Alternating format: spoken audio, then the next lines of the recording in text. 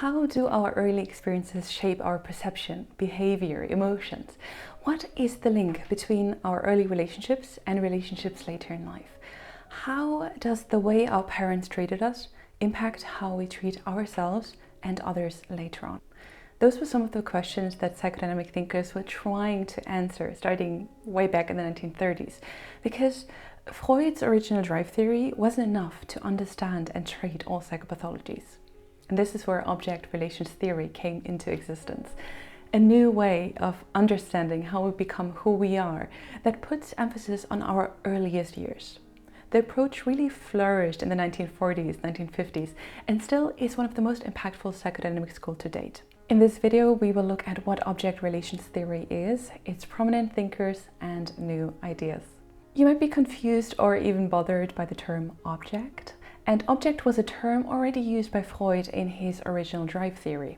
Well, because he used a lot of biological or military vocabulary, and because he was focused on the drive, the object was the person or thing that would satisfy the drive. Object relations theorists didn't assume that the object is merely there to satisfy a drive, but that there is a relation that involves emotions, action, reaction, a longing for safety, connection, love, aggression, autonomy, separation. In this way, the object relations theory turned Freud's one-person psychology into a two-person psychology. And it's this early relationship that has lasting effects for the development of one's personality. When object relations theorists talk about the object, they usually refer to the mother or early caregiver. The way that those early objects still have an impact on us later in life is because we internalize them. You could say that they live on inside of us. We use those internal objects as blueprints. They hold the ideas we have about who we are and how to treat ourselves, the so-called self-representations. And ideas we have about others and what to expect from them, the so-called object representations. The fascinating thing is that you don't internalize your mother or father or any other object as they were. What you internalize is your own subjective experience of it. And it's, kind of a mixture of reality and fantasy.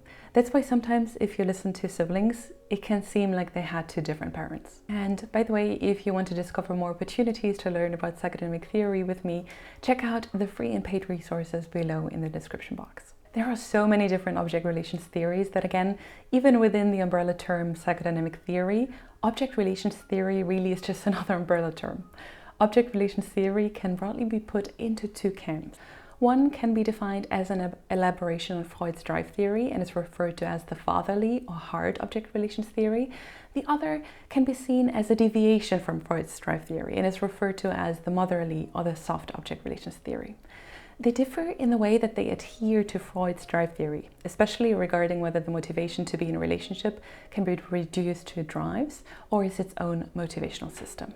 They differ in the way that they think about aggression as either an in-baked thing in the child's system or as a reaction to a lack in the relationship. And they have different ideas about the role and function of other people, the so-called real objects, where the hard camp assumes that the fantasy element is more important and the soft camp assumes that the real experience is more important. The camp of hard object relations theory puts more emphasis on the drive as suggested by Freud. They consider aggression to be an important factor that is inherent to the child, and they deem the fantastic element in the objects we internalize as important. Two of the representatives from the hard fatherly camp that we'll talk about later in this video are Melanie Klein and Otto Kernberg. On the other hand, the soft object relations theories argue that relationships are a motivational system by themselves and focus way less on aggression and destructive behavior, because for them, this is simply the result of the lack of love and empathy the patient experienced. Representatives of this camp we'll look at later are Balint, Fairbairn, and Winnicott. But we'll start diving into the hard camp and the thinking of Melanie Klein first. Being in relationships means you will experience disappointment. And this is what the infant experiences early on. He's not always fed, held, changed when he wants to. And this is how forces of aggression show up early on, according to Klein. The infant is envious of the so-called part object, the mother's breast, and part because the breast is only a part of the entire object that is the mother. The breast has everything the child wants, and it wants to have it all to himself. But now it gets tricky, because the child also shouldn't be aggressive towards the good object of the mother, because that might destroy it. So the child has to find ways to navigate its feeling of aggression. And to really simplify, this is how the child ends up in the paranoid-schizoid position in the first 4 to 6 months of life, according to Klein. The paranoid-schizoid position is the state in which objects are perceived as either all good or all bad. And likewise, the self is seen as all good or all bad. This is the most rudimentary way of defending against the anxiety of being left alone, hungry, and unprotected. It allows the child to retain the fantasy that a perfect situation is attainable, in which the self is perfect and there is the perfect other where all anxiety is gone. And also, it allows to project the child's own aggression onto the bad part object that Klein termed the bad breast. That's not available when the child is hungry, cold, afraid, and be there to feed, comfort, and warm it. And this then seems to justify aggression if the self is all good and the other out there is all bad. The more abilities the child develops when it comes to perception and cognition, the more it realizes that the bad and the good breasts are one and the same thing. It develops from perceiving only part objects to perceiving the full object of the mother. And when the child starts to integrate the split of parts into full object, it arrives at the depressive position. With entering the depressive position comes grief about losing this idea of the perfect object and the perfect self. The idea that perfect love, a life free from anxiety, if only the good self could merge with a good object is possible. This also leads to the emergence of guilt for how the child acted towards the bad object. Ideally, the child learns that the object is a separate person with their own feelings, wishes, intentions that makes empathy possible. Additionally, hopefully through good enough parenting, to borrow a term from Winnicott here, can the child modify their archaic internalized fantasies so that they are closer to the real object of a good enough mother. Next up in the hard camp of object relations theory is Otto Kernberg. His central contribution was the integration of drive theory, the structural model of the id-ego-superego, and object relational thinking, which led to his ideas about the structure and organization of personality. Let's dissect this. According to Kernberg, the experience of an infant is not guided by drives, as Freud would suggested, but by very archaic so-called object relations dyads. This is a self-representation and an object representation, this is the dyad, and that is connected through an intense affect, which is a basic emotion.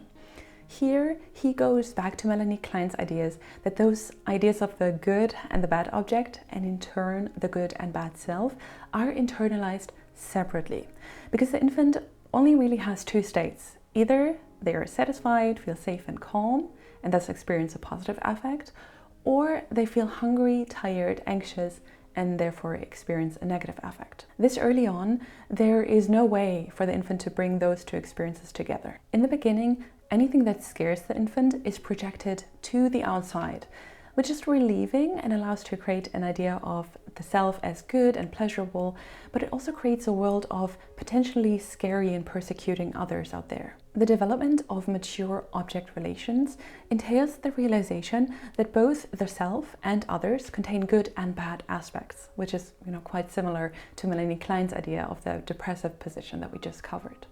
That also means moving from defending against anxiety by splitting the self and the other in all good or all bad parts, to using more mature defense mechanisms, such as repression.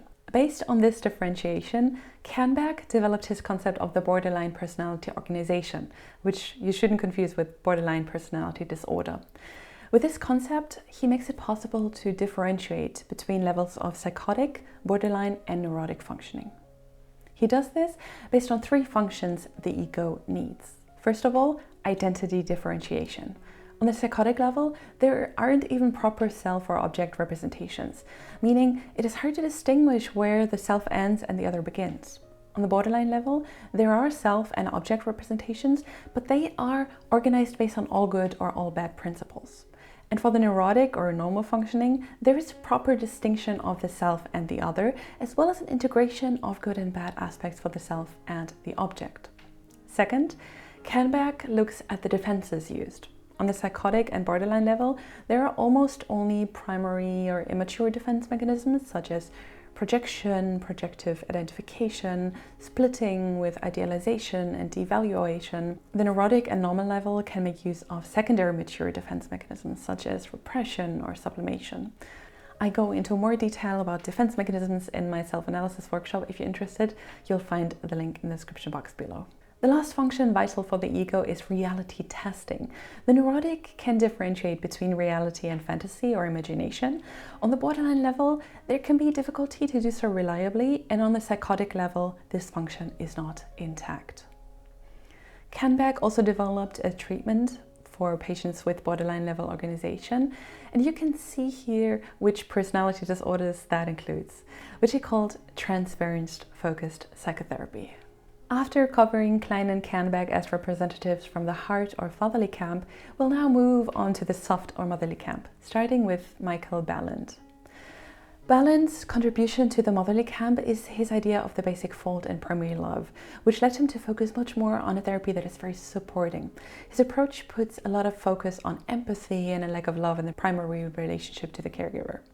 According to Balint, a lack of primary love in the first relationship the infant experiences with his mother is the reason for the development of the basic fault. The basic fault is an experience of emptiness, meaninglessness, existential lack of some sort, emotional instability, no frustration or stress tolerance. And as a consequence, aggression, destructive behavior, narcissism is simply the result of the lack of love and empathy the patient experienced. The consequence of the basic fault is the development of two potential characters or ways in which people try to experience the missing original state of unconditional love and belonging. One is the ognophile character who becomes fixated on an object. This would be most likely the people coming to therapy and who has immense expectation towards the therapist of being the perfect other to relieve them of all their anxieties. The other is the philopatic character who avoids relationships, but rather seeks the feeling of union and warmth in nature or with the great wide opens. William Fairbairn, interestingly, wasn't a trained psychoanalyst and worked far off in Edinburgh, away from psychodynamic circles. Therefore, it took a lot longer for his theories to be recognized, but the sheer distance to other psychodynamic influences made him develop theories that were fundamentally different to the zeitgeist. His work can be considered pioneering both attachment theory and self-psychology, usually without being credited. He followed Melanie Klein in that the dependency on the mother was more important for the child than any conflict in the sexual stages development.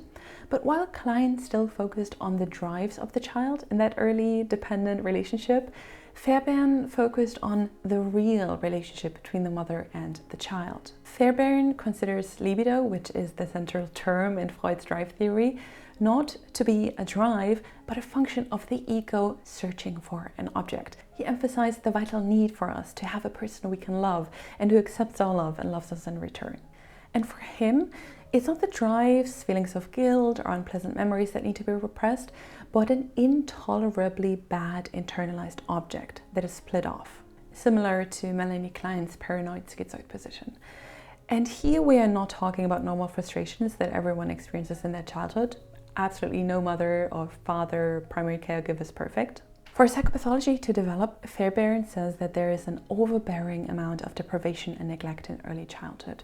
To illustrate this, Fairbairn recalls a situation where he told a 4-year-old girl with a broken arm that they would find her a new mom. And the girl started crying and said that she really wanted her real mom. And Fairbairn asked, well, do you want the mother who broke your arm? And the little girl says, I was bad.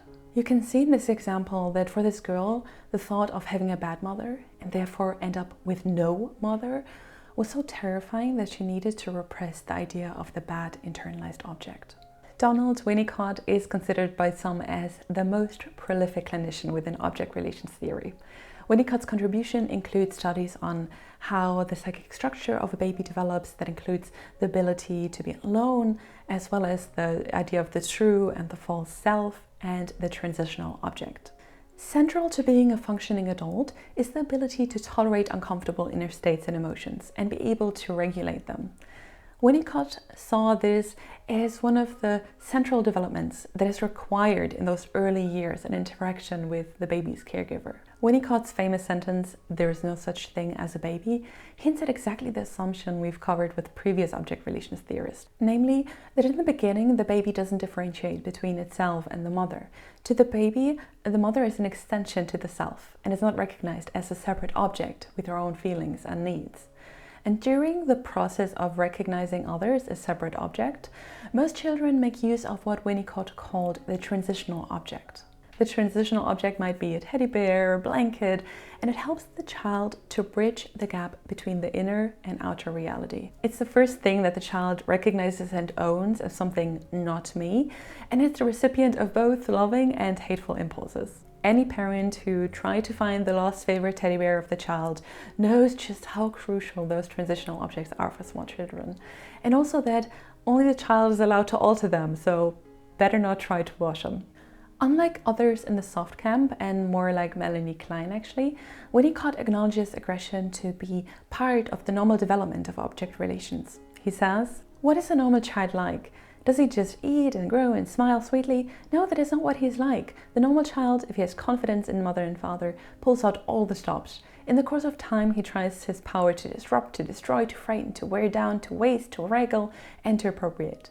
At the start, he absolutely needs to live in a circle of love and strength, with consequent tolerance. If he is not to be too fearful of his own thoughts and of his imaginings to make progress in his emotional development." For Winnicott, the mother has to survive the baby's destructive impulses and remain emotionally attuned enough for the child to realize that the mother is her own person, and so that it develops the healthy ability for concern and consideration to others. Also, the good enough attunement of the mother allows for the child to not just recognize others as independent people, but also to develop their own self. When the mother responds in a reassuring way to the baby's smirks, feelings, facial expressions, and so on, the baby learns that it's safe to express itself exactly as it feels. It gets a sense that it exists and that it has an impact on the world. And this makes a true feeling of aliveness, creativity, connection, and authenticity possible. If, however, the mother doesn't respond to the infant because she's depressed, on drugs, absent, or the infant experiences an environment that is overwhelming or unsafe with way less than good enough attunement or ordinary caregiving, the child learns that it's not safe to express its feeling authentically. Then part of those innate feelings have to be repressed or defended against. And according to Winnicott, this happens most often through excessively pleasing others, complying, anticipating other people's needs and fulfilling them, and aimed at getting, some positive response from the absent, hostile, or overwhelmed caregiver. And this in turn often leads to feelings of emptiness, missing aliveness and happiness later on, which he called the development of the false self. So in general, object relations theory is incredibly useful for understanding and treating deficits in the psychic structure and the abilities that are developed in those early years. For example, you can think of differentiating between the self and others, frustration tolerance, recognizing and regulating emotions. And on the other hand, the more classical Freudian approach, for example, is mostly better suited for understanding inner conflicts on the neurotic level. When it comes to treatment, therapists work with internalized self and object representations. For borderline personality disorder, that might include working on tolerating ambivalence and regulating emotions. For narcissism, that could include working on the grandiose self. For depression, and of course it depends on what kind of depression, that might entail working on malevolent inner objects, for archaic superegos, or repressed aggression, just to give you some ideas. For more ways to connect with me, check the links in the description box. I hope you enjoyed this introduction to object relations theory, and I'm really much looking forward to seeing you next time. Bye bye.